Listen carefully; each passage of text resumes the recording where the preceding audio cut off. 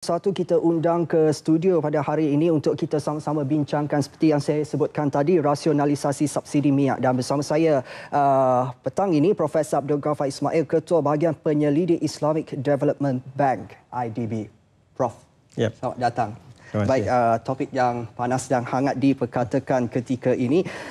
Saya terus saja dan soalan saya senang kepada Prof. Adakah rasionalisasi subsidi itu perlu, Prof? Saya melihat ada beberapa sebab yang rasionalisasi itu perlu dilakukan. Pertama, kita kena melihat bahawa dasar ini sebenarnya adalah satu dasar ekonomi sosialis yang telah sekian lama diperkenalkan. Dan kalau kita lihat sejarahnya bahawa dalam ekonomi sosialis, sebahagian daripada dasar yang dilaksanakan ialah dengan memberikan subsidi. Dan ini dilakukan di peringkat negara berada dalam keadaan mundur. Tetapi kalau jika negara itu sedang menghadapi tahap kemunduran tadi, maka perlu kepada subsidi tadi. Tetapi jika negara sudah mencapai tahap membangun dan sekarang ingin menuju kepada negara maju, kita berbicara tentang konteks Malaysia. Ya, konteks Malaysia.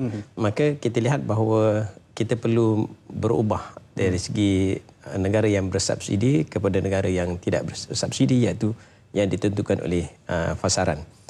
Jadi maksudnya berdasarkan kepada harga, kalau dalam hal ini harga minyak harus ditentukan oleh harga pasaran. Dan satu lagi, kalau kita lihat bahawa jika kenaikan harga ini disebabkan oleh kenaikan harga minyak ditentukan oleh pasaran, maka saya melihat rasionalnya tidak wujud di situ. Kerana harga minyak tidak naik. Okay. Ketika ini. Okay. Kerana pada tahap ini harga minyak adalah 90 USD per tong, dan ini adalah yang terendah sejak tahun Oktober 2012.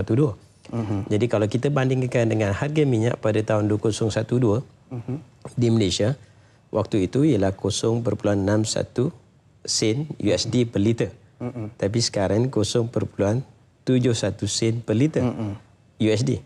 Jadi kalau kita lihat dari segi rasionalnya, harga minyak meningkat, harga minyak dunia meningkat, maka kita harus meningkatkan harga minyak, maka di situ tidak berlaku kenaikan harga minyak.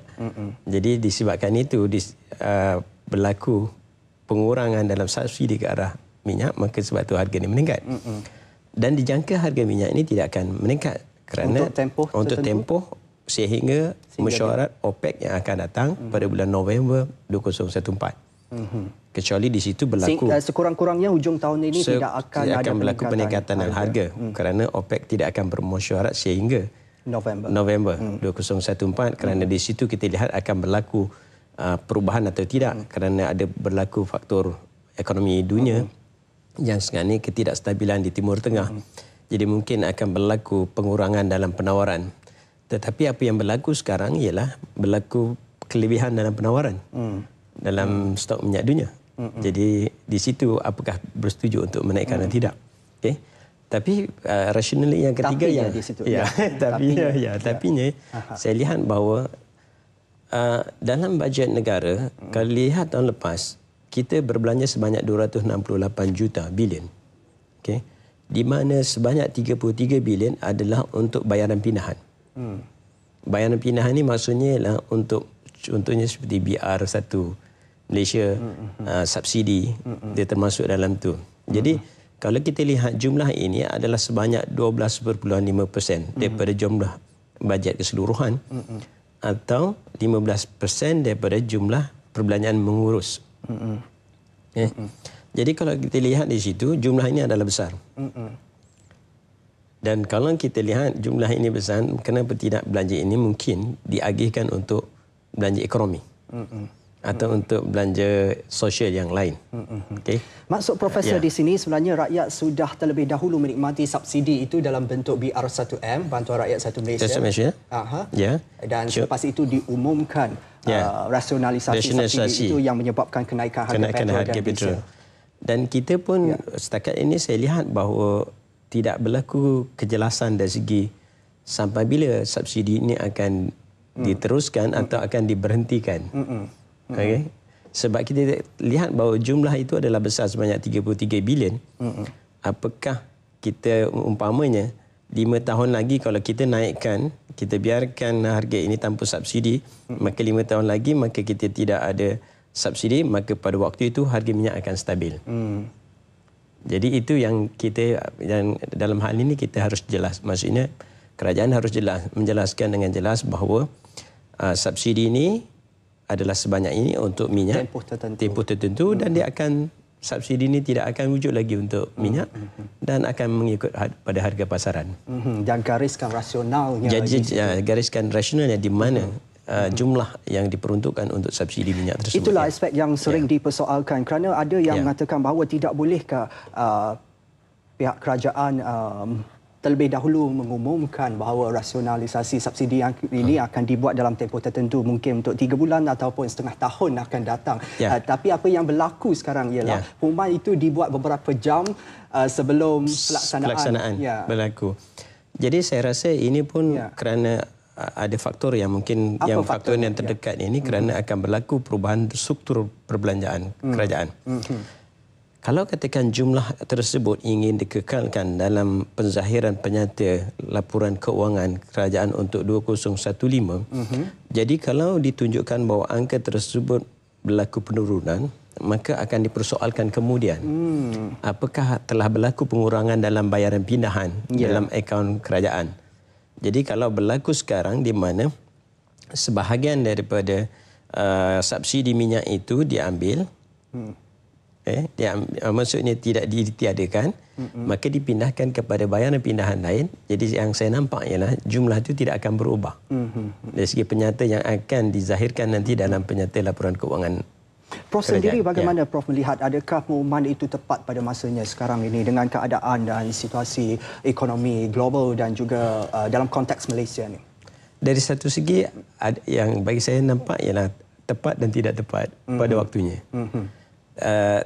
Tidak tepat pada waktunya ialah kerana kos sara hidup yang kita lihat semakin meningkat dan kita jangkakan apakah bila kenaikan harga minyak ini akan menyebabkan peningkatan dalam harga untuk barangan yang lain. Kerana itu pun bergantung kepada bagaimana barangan lain akan menyerap kenaikan dalam harga minyak ini. Itu yang pertama.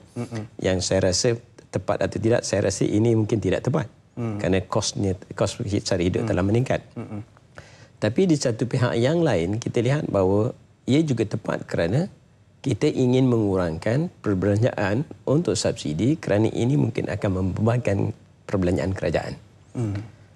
Tetapi dari satu segi pula, kita harus melihat, harus menyeimbangkan kerana subsidi ini merupakan 12% tadi.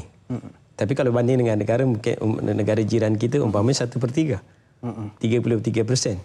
Seperti di Indonesia umpamanya 33% daripada perbelanjaan untuk subsidi. Okey, tapi kita ni lihat bahawa situasi ekonomi di negara mereka dengan negara kita. Jadi kena melihat aspek tu. Jadi dari segi ini saya melihat bahawa bajet itu tidak tepat kerana untuk mengurangkan subsidi bayaran pindahan, untuk bayaran pindahan yang mana boleh digunakan untuk pembangunan ekonomi yang mungkin outcome-nya ada lebih banyak. Ya Prof, tadi Prof ada bangkitkan mengenai kos sara hidup. Ramai yang mengatakan pemansuhan ataupun rasionalisasi subsidi bahan api ini akan menjejaskan kumpulan masyarakat terutama yang berpendapatan sederhana dan juga yang rendah. Pandangan Prof?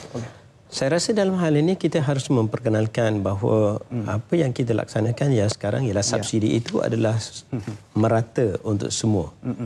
Tidak melihat kepada pasaran yang berbeza atau segmen masyarakat yang berbeza. Jadi kenapa tidak umpamanya kita memperkenalkan sistem subsidi di mana mereka yang berpendapatan rendah, mereka ini boleh mendapatkan subsidi, masih mendapatkan subsidi minyak. Jadi umpamanya kalau mereka yang berpendapatan sekian peratus, sekian, maka kita boleh memberikan kupon umpamanya untuk mereka ni membeli minyak.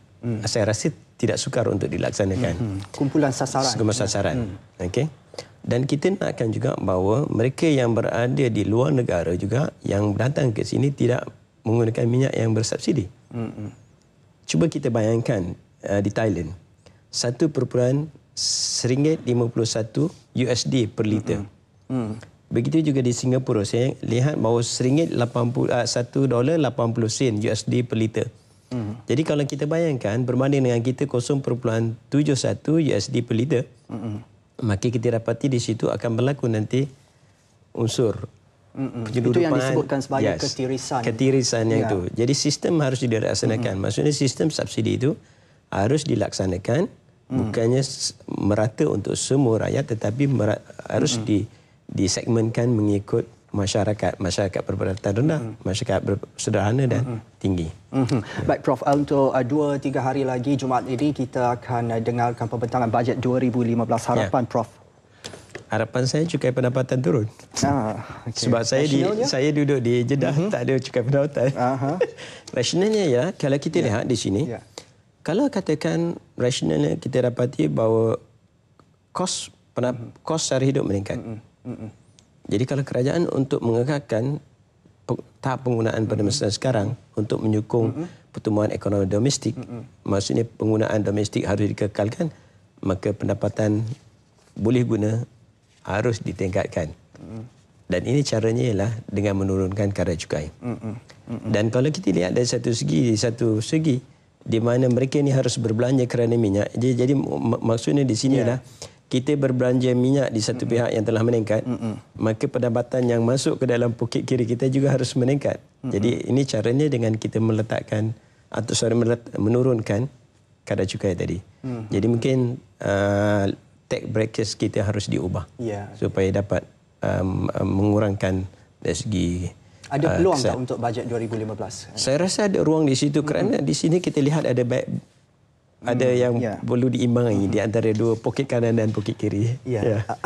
Sebenarnya masa tidak mengizinkan kita berbicara panjang. Profesor Abdul Ghaffar Ismail, Ketua Bahagian Penyelidik IDB. Terima kasih Prof kerana bersama dengan Nasional 1. Kita akan undang lagi.